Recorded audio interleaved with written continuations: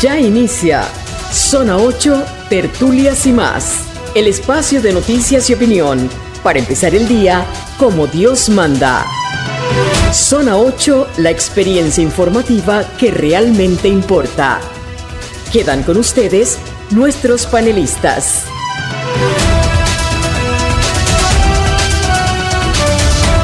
Panamá de mis amores, tengan todos buen día.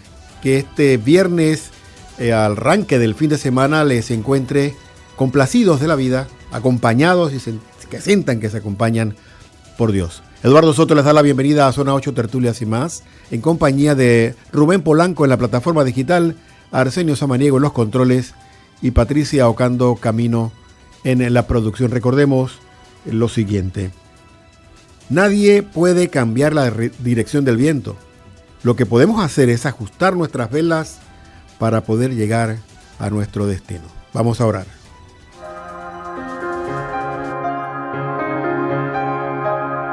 Bajo tu amparo nos acogemos, Santa Madre de Dios.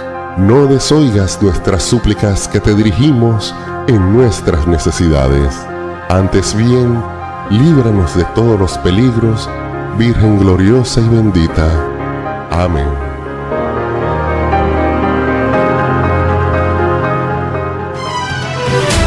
Ya volvemos a Zona 8, Tertulias y más. La carretera que me acerca a mi familia es posible por los aportes de tu canal. El estadio que yo llevo a mi hijo fue posible por los aportes de tu canal. La beca que me ayuda a estudiar. El puente del Atlántico en Colón, que me lleva a mi trabajo. Y el oncológico, donde recibo tratamiento.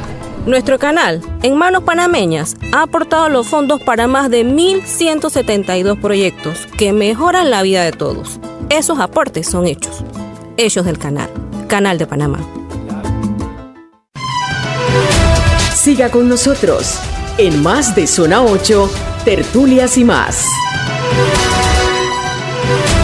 El invitado tiene la palabra. Tenemos con nosotros al ingeniero Ambrosio Ramos. Él participó en este foro de la Sociedad Panameña de Ingenieros Arquitectos, conocidos como la SPIA, quienes desarrollaron un conversatorio, un encuentro para intercambiar argumentos, datos y opiniones en torno al reservorio de Río Indio.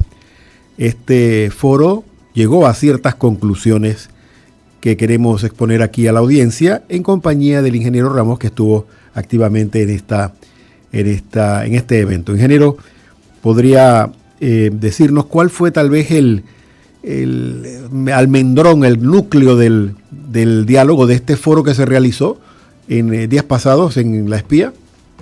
Adelante. Sí, buenos días. Buenos días. Gracias por la invitación. Sí, básicamente la inquietud, o por decirlo así, la preocupación de algunos profesionales en el área de las infraestructuras hidráulicas específicamente, y también por supuesto con el interés del presidente de la Sociedad Panameña de Ingenieros y Arquitectos, el ingeniero Ricardo Carrillo, fue muy importante, pues, y diría yo que hasta muy valiente, el hecho de promover un foro en donde todo el mundo diera sus aportaciones, sus impresiones y sus opiniones sobre el proyecto de Río Indio. Sí. La verdad es que no mucha gente conoce toda la historia. Allí tuvimos la oportunidad de escuchar las historias de Río Indio, y no solamente Río Indio, sino una gran cantidad de proyectos que han sido desarrollados desde antes de que Panamá estuviera a cargo de la administración de las operaciones del canal. De hecho, las primeras recomendaciones tienen más de 30 años, 40 años de que fueron hechas. Sí, así es. Igualitas, o sea, de la misma manera que se ve hoy. Eso nos hace pensar. Lo primero que nos hace pensar es lo que se vio hace 40 años, es válido hoy. Okay. Son las mismas condiciones, tanto técnicas, hídricas, sociales y ambientales. Bueno, es la primera impresión que le da a cualquiera, nada más, sin ser ingeniero, nada más con pensar que, oye, pues esto lo estamos trayendo de aquí. Y efectivamente es así. Y un grupo de ingenieros que somos del área de hidroeléctricas, que es exactamente el mismo tipo de proyecto que se piensa hacer. El Río Indio sería una hidroeléctrica que no tiene una casa de máquinas de generación de electricidad. El resto es idéntico: presa, túnel y este tipo de obras hidráulicas. Por lo tanto, ingenieros con cierta experiencia revisaron la información que ya existe, que es pública, que se hizo para el Río Indio, el Río Cocler Norte, el Río Toabré, e inclusive también se hizo un estudio para Bayano, que lo hizo una compañía colombiana. Pues en estos estudios difícilmente participa alguna compañía panameña, pero se pudo revisar todo. Estos ingenieros todos son independientes, yo soy independiente, yo me dedico a otras cosas, pero nos llamó la atención de cómo un proyecto o un río, que no es el río más importante de la región, tiene aproximadamente 22 metros cúbicos por segundo promedio al año, podía ser mejor que un río como Bayano, que tiene 160 metros cúbicos por segundo. O sea, 7 veces casi, ¿no? 7, 8 veces. Y realmente el foro lo que propuso es, bueno, explíquenme todo y demuéstrenme todos si esta es la mejor opción, a lo cual participó también la autoridad del Canal de Panamá. Radio Gara. Puede presentarse especialistas de la Universidad Nacional, de la Universidad Tecnológica, independientes y la CPI. Básicamente se concluye de que sí, es necesario traer más agua hacia la cuenca del canal con dos objetivos. Uno, para ayudar en el tránsito de barcos, y dos, el agua necesaria para potabilizar para el canal, que no es obligación de la autoridad canal, pero que definitivamente se ve afectada con cualquier sequía o cualquier problema de estos climáticos. Esa es la primera conclusión, sí es cierto. Pero también se concluye, y lo concluyen varios de los expositores, Radio Gara, que la propuesta del Río Indio no satisface efectivamente las necesidades hídricas del canal. Él solo no. Esa fue una conclusión general del foro. Esa es una conclusión importante del foro. Y dos, y la otra, hay una cantidad de conclusiones, pero yo resaltaría estas tres. Uno, que sí es necesario. Dos, que el Río Indio solo no satisface. Y tres, que no se ha comparado efectivamente el Río Indio contra otra, cualquiera que sea, propuesta para verificar que esta sea mejor que la otra. De hecho, demostramos que los argumentos que se utilizan hoy día, como por ejemplo que lo que pasa es que el Río Indio es más barato, es falsa. Es falsa porque se está midiendo en función del monto global y no de la capacidad de transportar agua que va a tener una propuesta y la otra. Si lo hacemos así, entonces no es la más barata. También es importante el tiempo de construcción. Radio Gara. Porque se supone que esto es algo que se necesita rápidamente. Y en la exposición por parte de la ACP se habla de 6 a 8 años si no hay inconvenientes que nosotros llamamos riesgos geológicos o riesgos de suelo. que es normal en los tipos de proyectos donde hay presas y donde hay túneles, de los que estos riesgos aumenten en presupuesto y en tiempo la construcción de estas obras. Ya ha pasado en varios proyectos hidroeléctricos que se puede ver en el país que esto ha ocurrido. Mientras que hay otras alternativas que son mucho más seguras de construirlas en menos tiempo. Entonces, esto es lo que se presenta. Esto es lo que la espía al fondo dice: demuéstrennos. Si aquí en el foro no se demostró, demuéstrennos que esta es la mejor opción, porque lo que vimos en las presentaciones no concluye que esta sea la mejor opción. Y no solo mencionamos aspectos sociales. El aspecto social y ambiental sería uno, sino estamos hablando de aspectos técnicos, hídricos y de programa de construcción. Según veo en el documento que emitió la Sociedad Panameña de Ingenieros Arquitectos, la exposición del Canal de Panamá adoleció de debilidades argumentales, ¿no? No fue tan profunda como se esperaba ni respondió todas las preguntas. ¿Es así? Bueno, sí, al final el grupo que resumió todas las conclusiones llegó a esa idea, porque esperábamos que nos dijeran: no, mire, es más barato por esto y esto es más barato. Eso no se mencionó.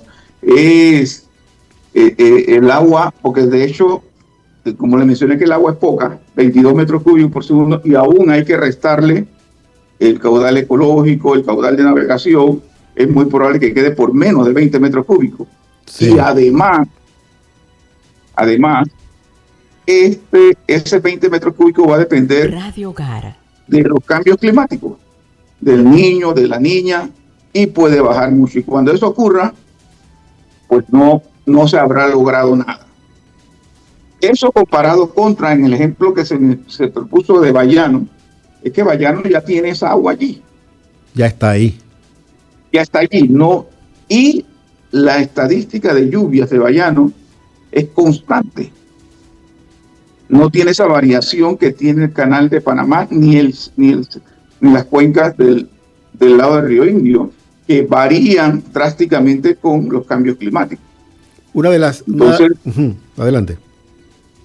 Y otro punto adicional que los que propusieron Bayano tiene mucho interés es que hay un problema de salinización del lago Gatún que afecta la potabilización del agua. Si traemos el agua de Río Indio, ¿dónde la vamos a verter? Al lago Gatún.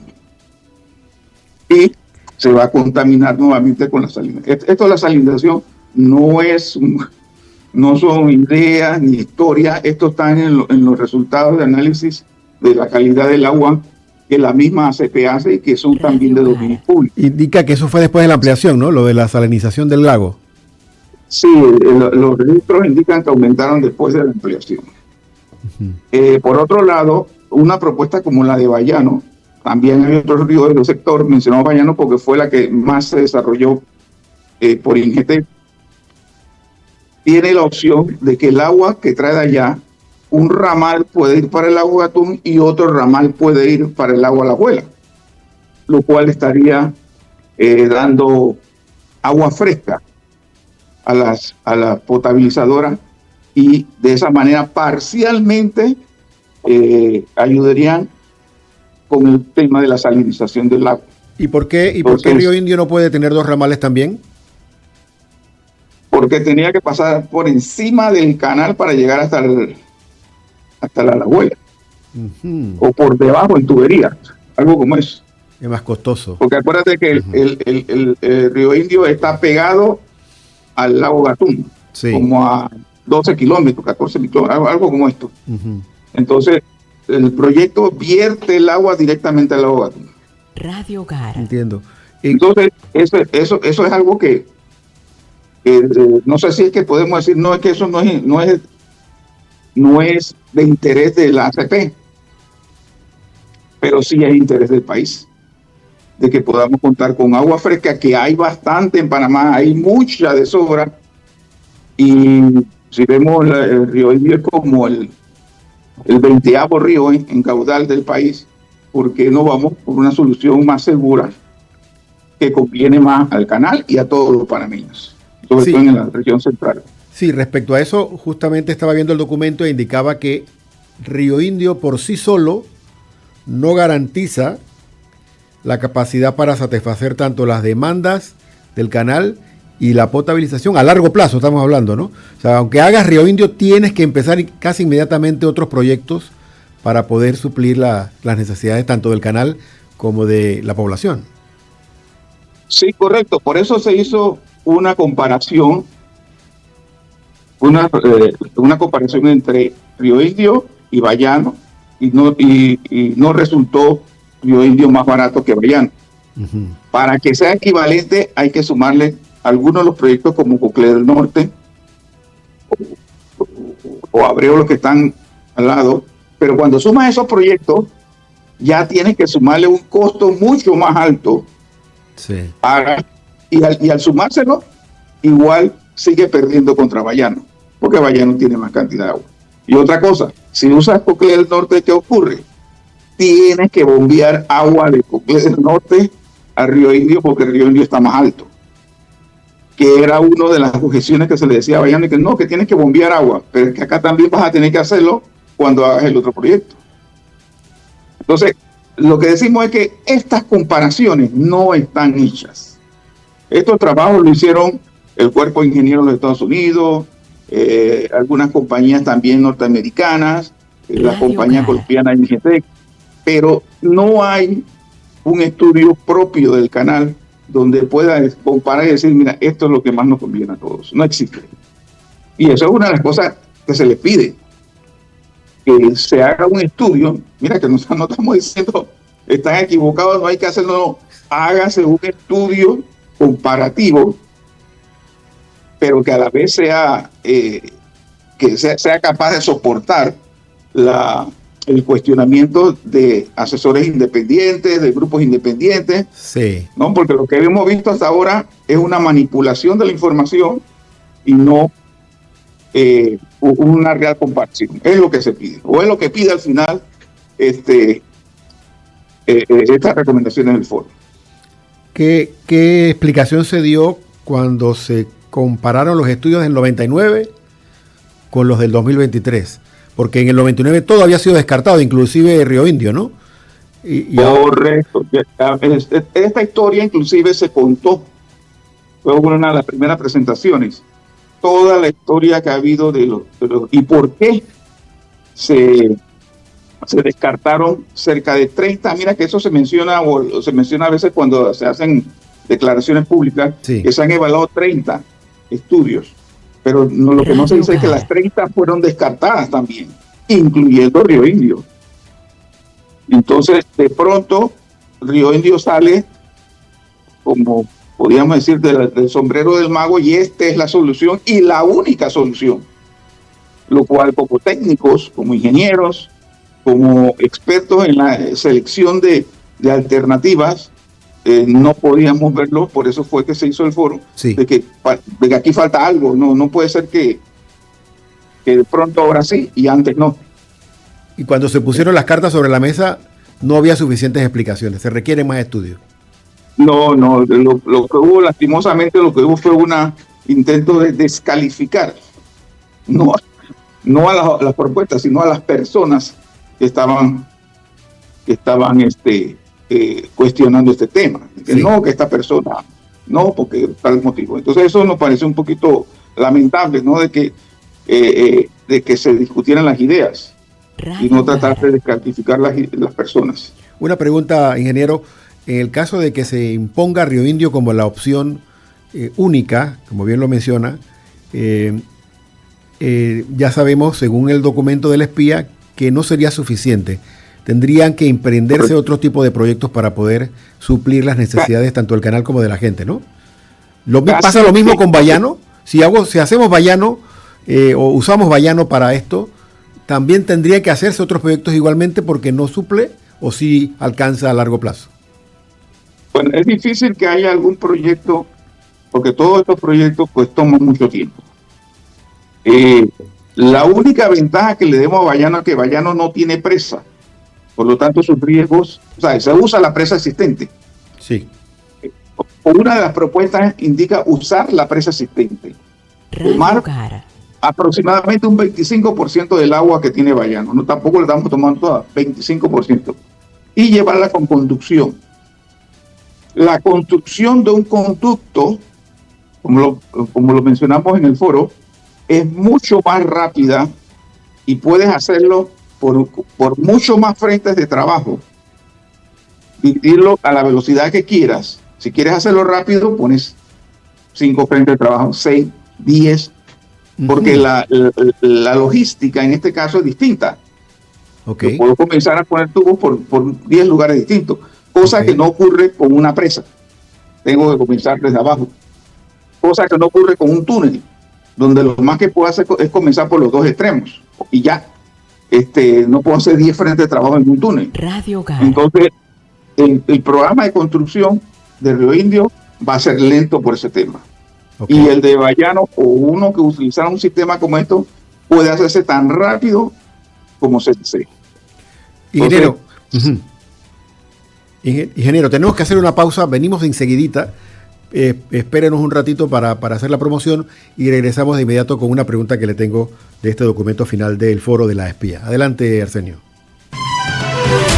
Ya volvemos a Zona 8, Tertulias y más. Baila sin parar con los grandes intérpretes de la música típica popular. Sammy y Sandra Sandoval, Nenito Vargas, Jonathan Chávez, Ulpiano Vergara y Alejandro Torres. Vamos a la Feria Nacional de Artesanías de Panamá, donde todo el mundo disfrutará de nuestra herencia ancestral. Gastronomía, música y tradición, todo en un solo lugar. Centro de Convenciones Atlapa, del 30 de julio al 3 de agosto. Te esperamos. Gobierno Nacional, con paso firme. Celebremos juntos el jubileo de los abuelos y ancianos el sábado 26 de julio del 2025 a las 5:30 de la tarde. Peregrinación desde el Parque de Santana hasta el templo. Para las 6 de la tarde, participar de la Santa Misa en la parroquia de Santana. Ese día, enciende una vela por ese ser querido que ya no está contigo. Sigue la transmisión por medios católicos y recibe la indulgencia jubilar. Invita la Arquidiócesis de Panamá. Peregrinos de la Esperanza.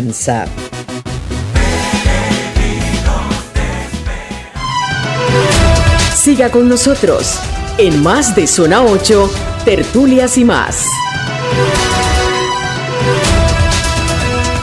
Estamos conversando con el ingeniero Ambrosio Ramos. Participó él de este foro de la Sociedad Panameña de Ingenieros Arquitectos que llegó a ciertas conclusiones en la que más llama la atención, pues, es esta de que el proyecto del reservorio de Río Indio no satisfacería la necesidad que tiene tanto el canal como la ciudadanía de agua potable.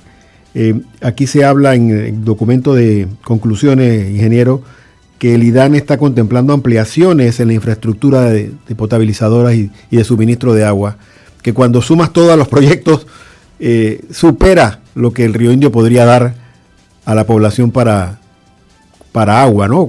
Fuera de lo que debe dar para el canal, para el trasiego de naves. ¿Qué dato exacto maneja de este tema del IDAN?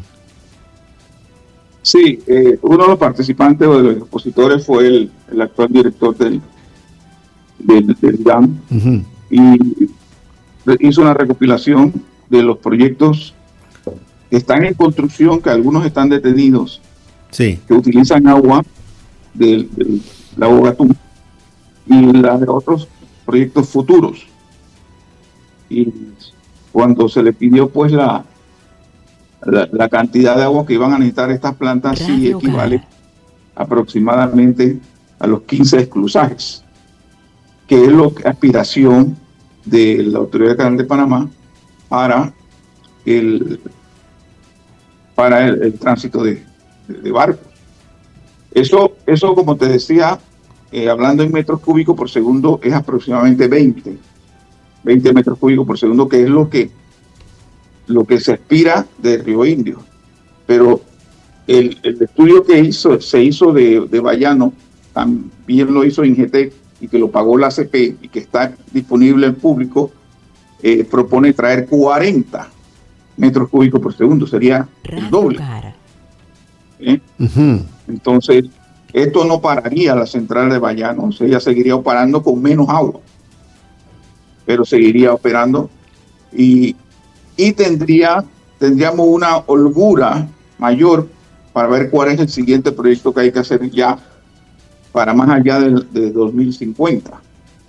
¿No? Sí, hay dos aspectos importantes que preocupan a la comunidad y en especial a los representantes de la Iglesia Católica que están allá, son los que trabajan en las áreas, ¿no? De 3 provincias diferentes, el área de Penonomé, Coclé, el área de Colón y acá Panamá con Capira en la 10ª provincia, ¿no? Que todo colinda con estas áreas de Río Indio, que es el aspecto social, que tampoco hay claridad de qué van a hacer con esta gente ni dónde las van a resituar. El mantener el área gris esta mantiene nerviosa a mucha gente, ¿no? ¿Qué se habló de ese aspecto durante el foro? Bueno, por el lado de la autoridad del canal sí hicieron una presentación donde dicen la forma en que van a trabajar. Radio Gara. Con los censos y con las evaluaciones. Pero también participó la comunidad, hubo oportunidad de que ellos también dieran su opinión y lo que reclamaron fue transparencia, donde varias cosas de las que se mencionaron que se estaban haciendo o se iban a hacer no era conocida por la comunidad. Sí. Y que las opiniones de la comunidad no habían sido del todo tomadas en cuenta, de que hay grupos a favor, de que hay grupos en contra, y que esto ha ocasionado pues muchas molestias a algunos de los moradores. En fondo reclamaron que hubiera transparencia en esta situación para conocer realmente qué es lo que va a pasar, y eso fue lo que en mayor parte reclamaron. Okay. Definitivamente que cualquier obra, inclusive si se hiciera algo en Bayano, también es probable que afecte a las personas. Entonces, la idea, como nosotros acá en el sector hidroeléctrico lo hemos hecho, la idea es siempre afectar la menos cantidad posible de personas. Que no se afecten tantas como con ingeniería, desplazándose, moviéndose. De hecho, una de las ventajas que tiene el proyecto de Bayano es que procura viajar esa conducción por servidumbre pública, la servidumbre de la calle, la servidumbre de la línea de transmisión, hasta donde sea posible.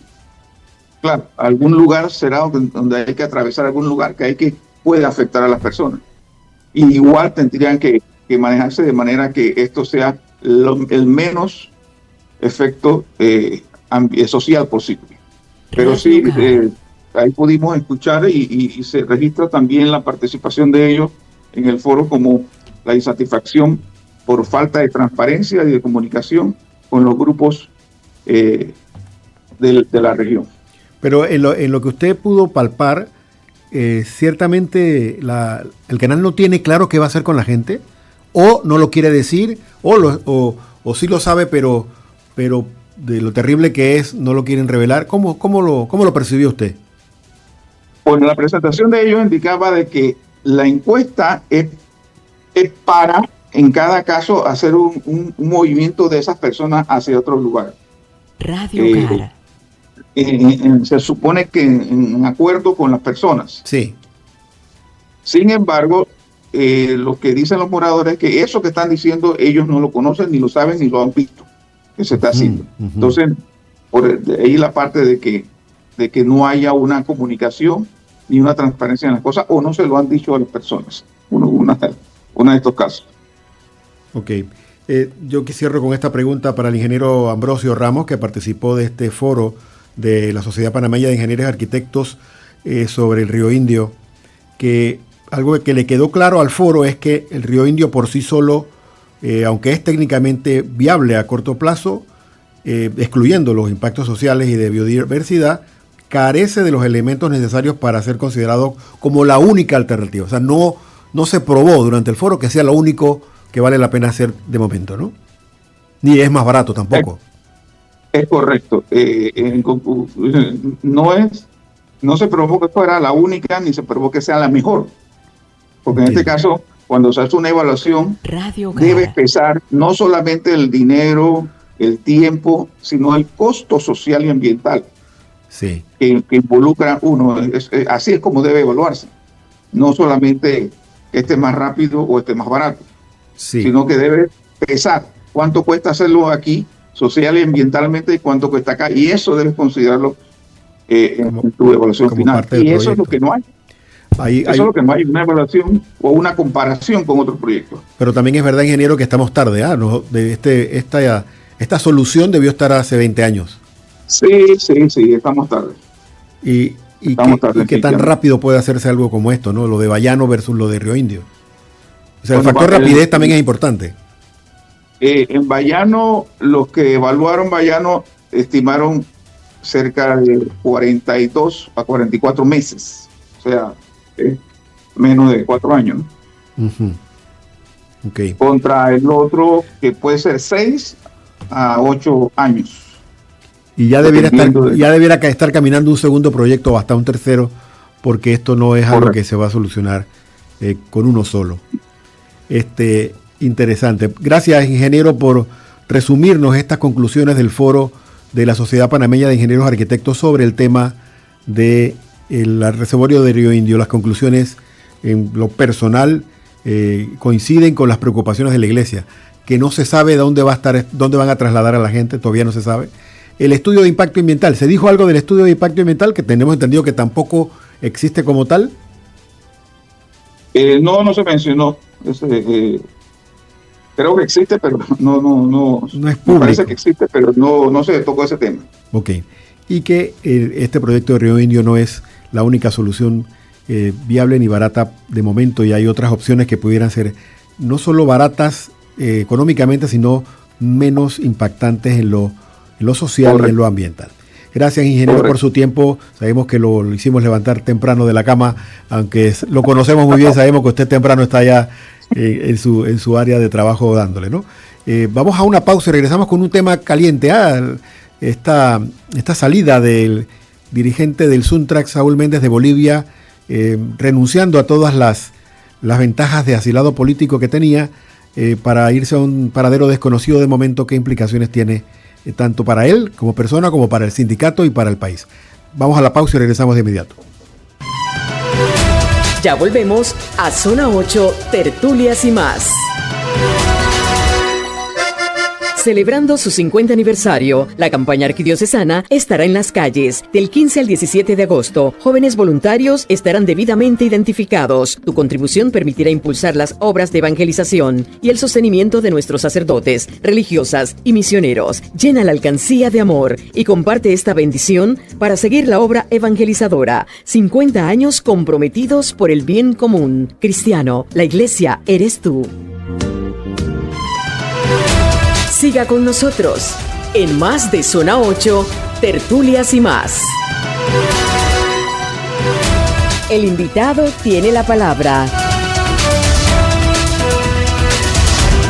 En la noche de este jueves 24 de julio, la Embajada de Bolivia en Panamá confirmó que Saúl Méndez, secretario general del Sindicato Único de Trabajadores de la Construcción y similares, Suntrax, abandonó ese país y no goza ya de las protecciones ni garantías internacionales que le habían sido otorgadas en calidad de asilado político. Rubén. Así es, Eduardo. Méndez había arribado a Bolivia el sábado 19 de julio, tras recibir un salvoconducto concedido por el gobierno panameño, lo que le permitió viajar a territorio boliviano hasta el momento, o sea, hasta ayer. Cuando salió del país, se desconoce el paradero del dirigente. Por el momento, él permaneció en las instalaciones de la Embajada de Bolivia en Panamá desde mayo de este año, hasta que el pasado pues viajó al país suramericano en medio de las investigaciones del Ministerio Público contra varios líderes sindicales por un presunto delito de blanqueo de capitales. El invitado que tenemos para que nos dé luces sobre las posibilidades que tiene tanto Saúl como Panamá, como la organización Suntrax, es el abogado Moisés Bardet. Sí. El licenciado Bardet, ¿cuál es, a su juicio, los caminos que le quedan a Saúl ante esta disyuntiva que está viviendo? Le escuchamos. Sí, importante, Sí. antes de que hacerle una pequeña aclaración a la audiencia, antes de darle la palabra al licenciado Bartlett, ha trascendido esta mañana que el Ministerio Público ha emitido una alerta roja a través de Interpol para la captura de Saúl Méndez, en vista de que ya no goza de la condición de asilado político en Bolivia. Sí. Adelante, licenciado Bartlett. Muchas gracias, estimado Rubén y Eduardo, y a todos los amables seguidores de este importante programa Zona 8, Tertulias y más. Bueno, hay que entender que la figura de el asilo político es una herramienta histórica concedida para proteger derechos y garantías fundamentales de perseguidos políticos. Esa debe ser la institución histórica, que ha tenido algunos matices y ampliaciones, porque el país que otorga el asilo es quien se reserva el derecho de calificar la existencia o no de una figura de persecución política, y se utiliza también con carácter humanitario para proteger a ciudadanos de diferentes nacionalidades en cuyo país no está segura su vida o es objeto de una persecución. Radio Gara. En tanto que la figura del asilo político esté vigente dentro de la residencia o sede de la misión diplomática o en cualquier bien inmueble donde esté protegida esta figura jurídica que se le otorga de representación al país, quien está dentro de ella goza de la protección del país asilante, incluso cuando inicia el proceso de mantenerlo como huésped dentro de la embajada. Ahora, Bolivia efectivamente otorgó el asilo político al señor Saúl Méndez, y él fue trasladado, viajó a Bolivia, debidamente custodiado, protegido con esta figura del asilo diplomático. El asilo le va a acompañar a la persona asilada, en el caso de Saúl Méndez, en tanto y en cuanto permanezca dentro del país que le otorgó esta protección de carácter territorial, incluso viajando, teniendo él un permiso del país o una autorización del país que le otorga el asilo, él puede estar aún manteniendo esa protección.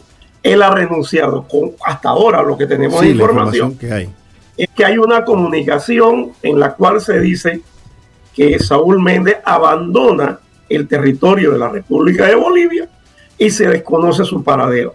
Eso implica que ha perdido toda protección por parte del Estado asilante. Inmediatamente, donde él se encuentre, se ha activado por parte del Ministerio Público de la República de Panamá una alerta roja. Esto significa que él puede ser capturado por parte de la Interpol donde esté y trasladado a la República de Panamá para que se continúe el proceso de investigación que están dando. Sin embargo, ya ahora con una aplicación de medidas distintas o fuertes o severas medidas cautelares personales si él estuviese capturado y de retorno en la República de Panamá. Él abandonó ese derecho.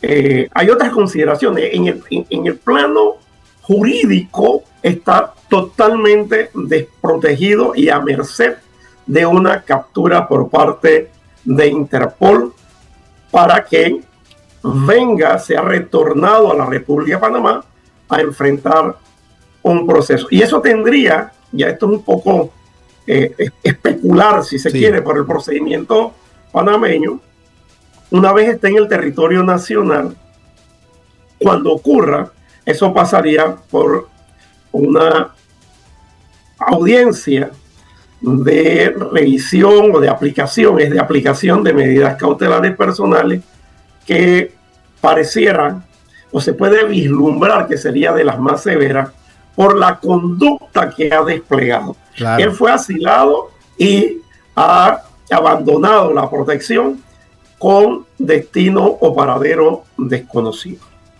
Licenciado, ya que especulamos, ya que nos metimos en ese terreno fangoso de la especulación, algunos dirigentes del Suntrack, algunos muchachos del Suntrack viajaron a Venezuela hace poco, en la eventualidad de que Saúl se haya dirigido a ese país con la intención de refugiarse ahí, entre comillas. Entiendo que Venezuela no comparte con el resto de países latinoamericanos, o la gran mayoría, este sistema de pertenencia a la OEA ni a estas organizaciones que se amparan bajo la ley del asilo político, ¿no? Bajo las reglas del sistema interamericano. ¿Eso es así? ¿Cuál sería la condición en caso de que él llegue ahora a Venezuela y desde ahí quiera ampararse otra vez bajo las reglas del asilo? Bien, lo primero que debemos entender, y esto es un criterio político-jurídico que yo voy a externar, habrá quienes no lo comparten, pero el sistema, el Estado de Derecho en la República de Venezuela, la República Bolivariana de Venezuela, es fallido.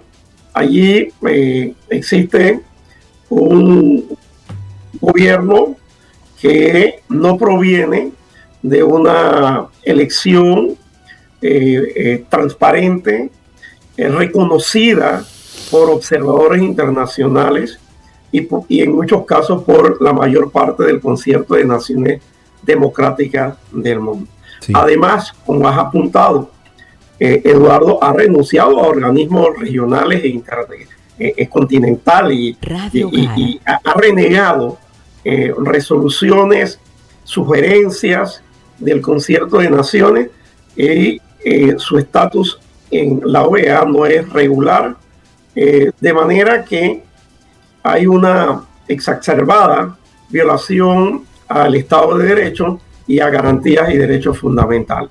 ¿Qué esperar de Venezuela si se da esta especulación o esta situación hipotética de que siga a sus compañeros de la organización sindical a Venezuela? Yo creo que Venezuela actuaría de hecho respecto a un asilo político, porque tendría que solicitar o comunicar a Panamá que ha entrado a su territorio nacional el señor Saúl Méndez y que le han otorgado asilo político y así quedaría protegido. Pero los antecedentes me llevan a ir al extremo de la especulación y pensar que al final puede simplemente Venezuela decir lo tengo en el territorio y está bajo la protección de nuestras autoridades y nuestras instituciones. Eso es una situación posible. Alguien hoy en el café de la especulación también planteaba que no, que podía irse a Brasil porque los temas de repatriación a algún país era más complicado, pero pareciera en el sentido de una lógica política que se sentiría más cómodo en la República de Venezuela. Y es que asilarse en la Embajada de Venezuela en Panamá es un poco complicado porque está en un piso de un PH, de un edificio, y eso, pues, saltarse los 6 pisos son más, porque si suman los estacionamientos es más complicado que la cerca de la Embajada de Bolivia. Sí, adelante, Rubén. Sí, precisamente un poco lo que decían antes el licenciado Bartlett es que la situación es un poquito complicada en cuanto a la parte jurídica acá en Panamá, porque se entiende que primero saltó una cerca para refugiarse en la Embajada de Bolivia en Panamá, posteriormente se da el asilo y estando en Bolivia sale del país voluntariamente, prácticamente para la justicia panameña ha evadido el proceso. Evidentemente que de ser capturado al llegar aquí a Panamá, la medida más severa va a ser la detención provisional. Eso en caso de que lo capturen a través de la alerta roja. Sí. Pero precisamente lo que usted comentaba en antes y que yo quería consultarle, independientemente del que él haya abandonado el país que lo asiló, que es Bolivia, cualquier otro país unilateralmente, sea Venezuela o cualquier otro, puede darle nuevamente esa condición de asilado político. Bien, yo creo que un país democrático utilizaría los canales diplomáticos y las herramientas para comunicar al país, a la República de Panamá, sin explicar cómo ingresó a su territorio de manera irregular, pero pudiese un país con instituciones democráticas rigurosas hacer el estudio de situación para otorgar un asilo previo a las comunicaciones diplomáticas por canales oficiales. Y creo que volvería a tener un estatus. Panamá lo pudiese discutir frente a la convención internacional, porque la figura del asilo ha sido culminada, repudiada por parte del asilado. Entonces sería un debate frente a un país democrático que respete la institución del asilo al momento en que él voluntariamente abandona el territorio del país que le otorgó el asilo. Para nuestro análisis jurídico, él debiera, en un país con instituciones democráticas fuertes y tradición en el otorgamiento del respeto a la institución del asilo, debiera no acoger una solicitud de asilo por la irregularidad y porque ha repudiado él con una actuación unilateral y voluntaria la condición primaria de asilado. Desde nuestro punto de vista, un país con instituciones democráticas históricas debiera retornarlo a la República de Panamá. Y eso puede tener algunas otras consideraciones. Miren, en el plano de la organización sindical que se aboca a una elección y que sería materia pues de otro comentario o análisis, sí. Para nuestro gusto afecta a la organización sindical. Pero, insisto, es un tema para analizarlo desde un punto de vista libre de las consideraciones jurídicas. Licenciado, buscando, porque mientras estaba usted conversando, estaba yo tratando de encontrar vestigios de lo que dice la ley venezolana respecto a los asilos, tomando en cuenta que hace poco un grupo de opositores venezolanos se refugiaron en la Embajada de Argentina, luego fueron sacados de allí.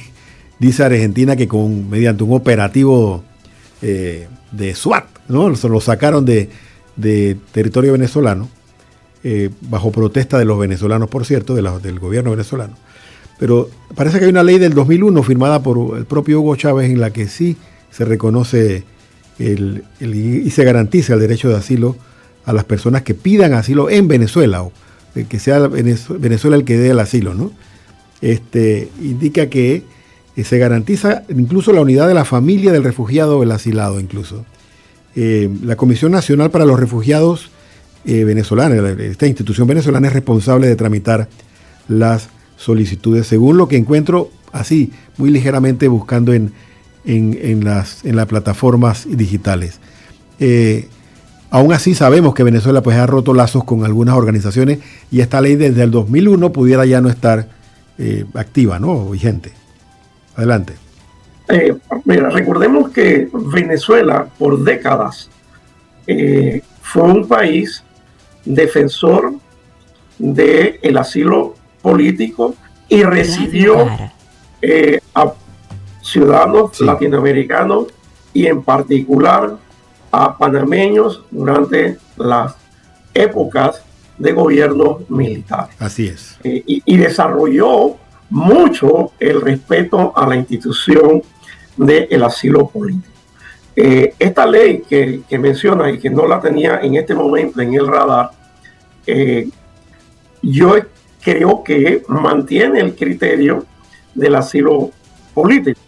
Y aunque no estuviese vigente o hubiese sido modificada, no tengo la menor duda de que si en este caso hipotético que estamos tratando de entender de manera anticipada, no tengo la menor duda que esa ley resucitaría a beneficio de un criterio de Maduro de otorgar el asilo político y bueno, precisamente porque es un Estado pues que ha abandonado las instituciones democráticas. Entonces, para mí es algo que resucitan la ley o ellos son los que manejan sin ninguna explicación al mundo democrático las decisiones que toman a lo interior de su territorio. Para tratar de entender la mente de Saúl Méndez, entra a la Embajada de Bolivia porque es más fácil. Hablando de estructura, usted ya mencionó que la de Venezuela está por ahí arriba y es difícil llegar hasta allá. 6 pisos sumándole los estacionamientos. Entra a Bolivia la Embajada de Bolivia con esta intención de ser llevado a Bolivia con la firme intención luego de pasarse por sus propios medios a territorio venezolano. ¿Puede ser eso un plan ya establecido desde un inicio? ¿O qué otra motivación pudo haber tenido Saúl para abandonar el refugio que tenía en Bolivia? Aplicando una lógica muy sencilla, sí, el acceso a la embajada, el acceso físico a la embajada de Bolivia, sí puede, o no sí puede, es mucho más sencillo que en otra legación diplomática afín o con posibilidades de otorgar el asilo. Pareciera, en un mundo especulativo nuevamente, que fue un plan concebido, porque operativamente Venezuela es absolutamente libre para que haya contacto, opiniones, manifestaciones políticas, reuniones con dirigentes que puedan trasladarse. O sea, allí es absoluta libertad para la parte operativa del dirigente sindical Saúl Méndez. Sin embargo, pareciera que tiene su lógica, su sentido lógico. Sí, por supuesto. Yo me voy donde voy a operar libremente y acá están los compañeros y los compañeros ya le estaban esperando porque habían viajado con días de anticipación. O sea, parece un plan preconcebido. Sí, totalmente. Gracias al abogado Moisés Bartlett por su tiempo. Sabemos que se le contactó con premura y Aguaso estuvo a bien recibir la llamada y atender a la audiencia de Zona 8, Tertulias y más aquí en Radio Hogar. Nos ha ayudado mucho a entender qué está pasando. Por supuesto, sabemos que el proceso que tiene él en Panamá continúa. Se recibirán todas las posibilidades de que sus defensores presenten los argumentos que tengan que presentar para demostrar la inocencia de Saúl. Y también el Estado, ya sabemos que lo quiere aquí, por eso ha emitido esta alerta roja para traerlo y poder juzgarlo en presencia, ¿no? Esto ha sido todo por este tema. Vamos a la pausa y regresamos de inmediato para la despedida. Gracias, licenciado Bartlett. Muchas gracias a ustedes. Un placer. Ya volvemos a Zona 8, Tertulias y más. ¿Tienes alguna intención especial por la salud de tus seres queridos, por su bienestar espiritual o corporal? ¿Te gustaría pedir por el eterno descanso de algún familiar fallecido? Este es el momento de elevar tu voz al Señor. Inscribe tus intenciones hoy mismo en el Rosario en Familia y juntos rezaremos por la salud y la paz de los tuyos y la resurrección de aquellos que ya partieron. Llama a nuestras oficinas al 270-0141 o escríbenos al WhatsApp al 6428-8597. La familia que reza unida permanece unida. El Rosario en Familia. Siga con nosotros en Más de Zona 8, Tertulias y más. Escena matutina. Tome nota de lo que será noticia en las próximas horas. Antes de despedirnos, quisiéramos comentarle que ayer se realizó la 14ª reunión de la Comisión de Reformas Electorales y acabó con una decisión que dejó un mal sabor de boca para algunos, y es que se rechazó la moción de aumentarle el subsidio a los candidatos independientes. Se pedía que en lugar del 7% del presupuesto para propaganda política, se le subiera al 10 o al 15. Había dos propuestas.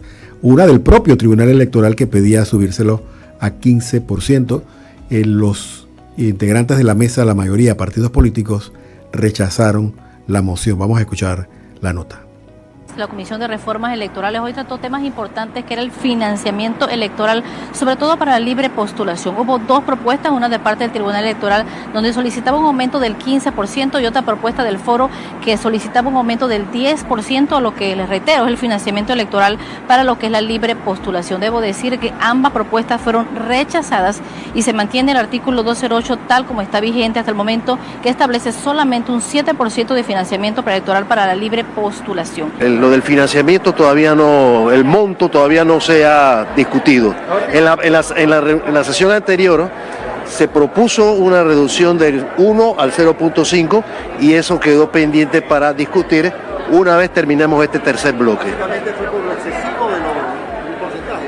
No, es porque los partidos y las personas que tenían derecho a votar sobre ese particular quieren esperar a ver cuáles son los otros temas de financiamiento que van a ser aprobados o no, para entonces poder decidir si se acepta o no la reducción del 1 al 0.5. La propuesta de aumentar del 7 al 15% fue rechazada. Igual se recibió otra propuesta del foro de que el aumento sea al 10% y también fue rechazada. Los políticos todos han votado en contra de lograr esa equidad en el porcentaje de la distribución del subsidio electoral. El Tribunal Electoral, con 3 criterios técnicos, que es la cantidad de firmas versus el padrón, la cantidad de votos que recibió la libre postulación y la cantidad de candidatos, que es 15%, 15% y 15%, esos 3 criterios técnicos, había propuesto el Tribunal Electoral que el 15% del subsidio fuera la libre postulación. Eso se aprobó incluso en la Comisión de Reformas Electorales del periodo pasado. Lastimosamente, los partidos políticos en bloque han votado en contra de esta propuesta y hoy entonces nos mantenemos en la realidad de que los partidos políticos mantendrían el 93% de los fondos para distribuirlo entre ellos.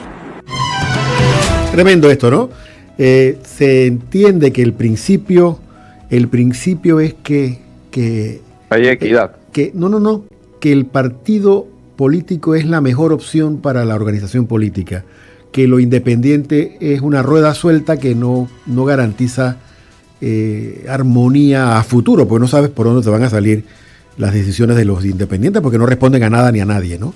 Ese es el principio.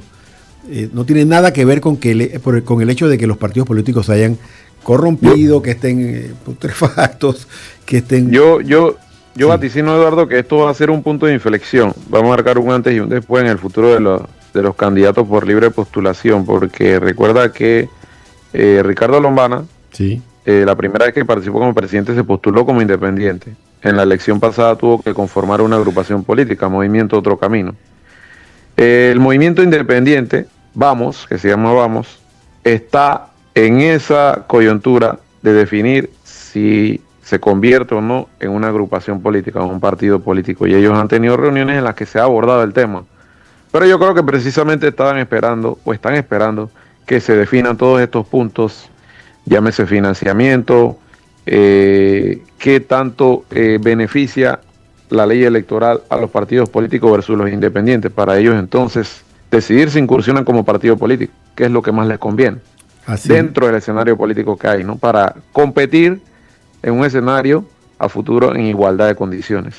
Así es, el Tribunal Electoral había argumentado que, según los resultados de las elecciones pasadas, los independientes habían logrado suficientes firmas para aumentar su subsidio, habían logrado suficientes votos luego, durante las elecciones, y habían sacado suficientes elegidos como para aumentarles el subsidio, porque indicaba que la gente en Panamá prefiere y quiere independientes. Los partidos políticos. Ahora, y si los independientes se convierten en partido político, ¿qué pasa? Ahí va el a venir. subsidio pasa a tener, van a tener más porcentaje de subsidio político, igual al de los demás partidos. Así es, eso es así. Pero por otro lado hay que ver si entonces van a tener el apoyo del electorado, ya siendo un partido político y no con la figura de independientes. Así que es interesante el escenario que se pinta de aquí en adelante en ese tema. Vamos a tratar de tener a algunos de los integrantes de esta comisión de reformas aquí en los programas venideros. No quiero cerrar el programa sin antes mencionar la dantesca situación que está viviendo la Franja de Gaza. Los pobladores, pero también los que están allí como periodistas, como agentes de pastoral, los que están allí como para la ayuda humanitaria, todos están pasando hambre a tal nivel que hay gente muriendo, muchos niños de hambre, porque la ayuda no se deja pasar. Según las quejas incluso de la propia Organización de Naciones Unidas, el ejército israelí no permite que la ayuda entre al territorio. En contraposición, el gobierno israelí y el ejército indican que eso no es así, que ellos están dejando pasar la ayuda, pero Hamas está escondiéndola y no permite que su gente coma. Vamos a escuchar la nota. La Agencia de Naciones Unidas para los Refugiados Palestinos, UNRWA, denunció este jueves la hambruna extrema que sufren los gazatíes. El jefe de la UNRWA, Philippe Lanzarini, dijo que los palestinos de la franja son cadáveres andantes, como lo dijo, y que gran parte de los niños corren un riesgo elevado de morir si no reciben tratamiento con urgencia. Los hospitales de Gaza registraron 2 nuevas muertes por hambruna y desnutrición en las últimas 24 horas, según el Ministerio de Salud, controlado por la milicia islamista Hamas, considerada terrorista por varios países. Además, se han disparado los nacimientos prematuros. El miércoles, 111 organizaciones elevaron la voz en un comunicado conjunto para que se permita la entrada de ayuda de primera necesidad con urgencia. Israel afirma suplir suficiente ayuda humanitaria a Gaza y culpa a Hamas de imposibilitar la distribución de los alimentos. Nicole Ochando es experta en asuntos humanitarios de la organización no gubernamental Oxfam. Nos atiende a esta hora desde Barcelona. Señora Ochando, muchas gracias por estar con nosotros. Muy buenas noches. El Programa Mundial de Alimentos advierte que las condiciones militares sobre el terreno hacen insostenibles las operaciones de ayuda humanitaria. ¿A qué se refieren exactamente y cómo se enmarca esta problemática en las garantías que prevé el derecho internacional humanitario? Efectivamente, el Programa Mundial de los Alimentos está en lo cierto. Se basa en que no podemos entrar en la Franja de Gaza. Están todos los pasos bloqueados. No tenemos permiso para entrar. Tenemos todos nuestros camiones en las fronteras, en los pasos listos para entrar masivamente y distribuir ayuda. Y no se nos permite esta entrada. También se ha hecho un mecanismo de distribución que es totalmente ajeno al derecho internacional humanitario y a sus principios, y que está llevado por una organización que se llama la Fundación Humanitaria de Gaza, y está distribuyendo en unos puntos concretos de la Franja de Gaza donde muchos palestinos y palestinas no pueden llegar, y esto dificulta muchísimo la ayuda, además de ponerles en serios problemas para su vida humana, porque les disparan, no pueden entrar antes de que se les permita, porque se les pueden disparar. Tienen que coger su ayuda que les distribuyen e irse inmediatamente, y está dificultando muchísimo que sea una distribución humanitaria basada en principios. Con esta nota despedimos Zona 8, invitándolos a reflexionar sobre todo lo que hemos hablado el día de hoy. Hemos tenido el tema de Río Indio, luego de un foro que realizó la Sociedad Panameña de Ingenieros Arquitectos, que llegó a ciertas conclusiones que indican que Río Indio no es la única opción viable, no hay datos claros, no hay datos transparentes y se requiere mucha más investigación. Por otro lado, hemos tenido al abogado Moisés Bradley, quien nos ayudó a entender la situación de Saúl Méndez, quien ahora se encuentra como prófugo internacional de la justicia panameña con paradero desconocido, luego que abandonó el asilo que tenía en el hermano país de Bolivia. Y cerramos pues con esta triste noticia de Gaza, donde el hambre está haciendo más daño que las balas. Que esto no impida que tu fin de semana esté lleno de luz, que tu fin de semana esté lleno de compromiso y que sirva para que tú y tu familia se comprometan con la justicia social. Gracias a todos por su sintonía. Eduardo Soto se despide en compañía de Rubén Polanco, Arsenio Samaniego y Patricia Ocando Camino, preguntándole a mi querido Arsenio, ¿qué nos tienes para hoy en Acuarela Panamá?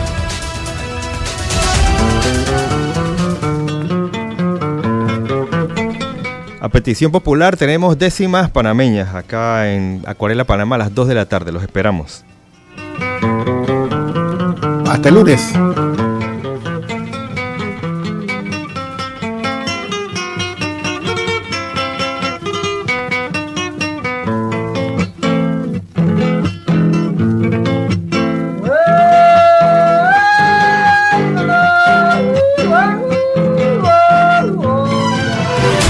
Hasta aquí, Zona 8, Tertulias y más. El espacio de noticias y opinión para empezar el día como Dios manda. Les esperamos en la próxima edición de Zona 8, Tertulias y más.